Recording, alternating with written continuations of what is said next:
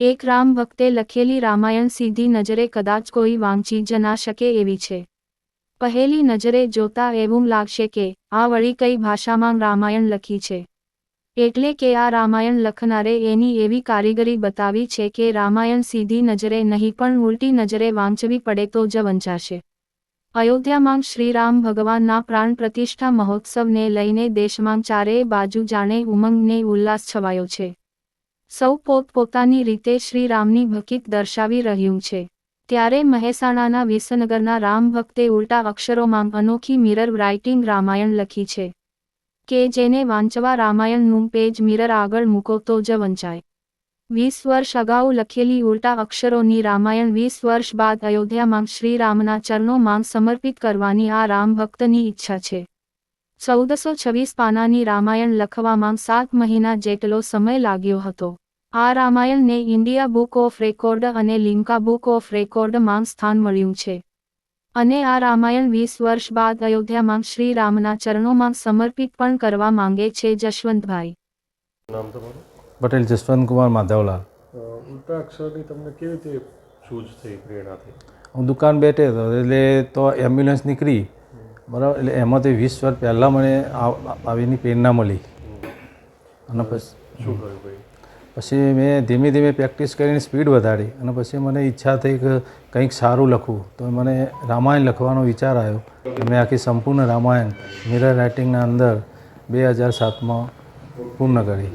કેટલો સમય લાગ્યો, કેટલી મહેનત પડી એમાં? આમાં 7 મહિના જેવો સમય લાગેલો અને રાત્રે રોજ 9 થી 12 વાગ્યા સુધી રાત્રે રામાયણ લખતો.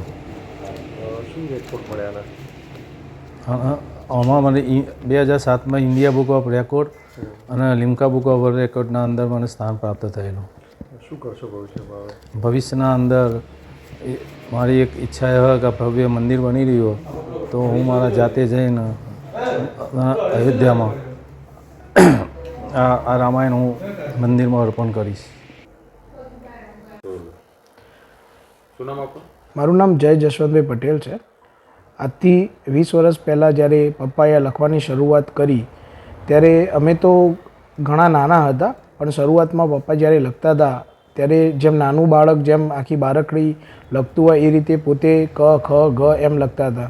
એમને શરૂઆતમાં એ વસ્તુ શીખવા માટે એમને ઘણો બધો પ્રયત્ન કર્યો અને પ્રયત્નના અનુસંધાનમાં એમને એક દિવસ અમારી જોડે એમના વિચારો વ્યક્ત કર્યા કે ભાઈ મારે ભગવાનની પ્રેરણા જે મને મળી છે રામ ભગવાનની, અને મારે રામ ગ્રંથ જે આપણી રામાયણ છે તુલસીકૃત રામાયણ એ મારે લખવી છે. તો એમને ઘરે બેસીને દુકાનથી આવીને રાત્રે 9 વાગ્યાથી લઈને 12 વાગ્યા સુધી રાત્રે 3 કલાક રોજ એ લખવાનું ઊંધા અક્ષરે રામાયણ લખતા હતા. અને એમની અથાગ પ્રયત્નથી એક પણ દિવસ એમને લખવાનું બંધ કર્યા સિવાય કમ્પ્લીટ રોજે રોજ લખે જાય, અને જેના કારણે એમને 7 મહિનાની અંદર એમને આખી રામાયણ એમને લખીને પૂર્ણ કરી.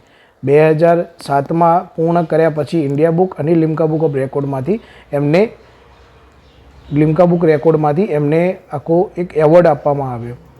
હમણાં દેશની અંદર જે આપણો રામનો પ્રાણ પ્રતિષ્ઠા મહોત્સવ આપણો થઈ રહ્યો છે, દેશની અંદર જે ઉલ્લાસનો માહોલ આપણો જે છે, જેના કારણે એમને એક વિચાર આવ્યો કે ભાઈ મારે રૂબરૂ અયોધ્યામાં જઈને અને ભગવાન રામનું જે મંદિર છે ત્યાં એમના ચરણોમાં મારે જઈને આ ગ્રંથને ત્યાં અર્પિત કરવું છે.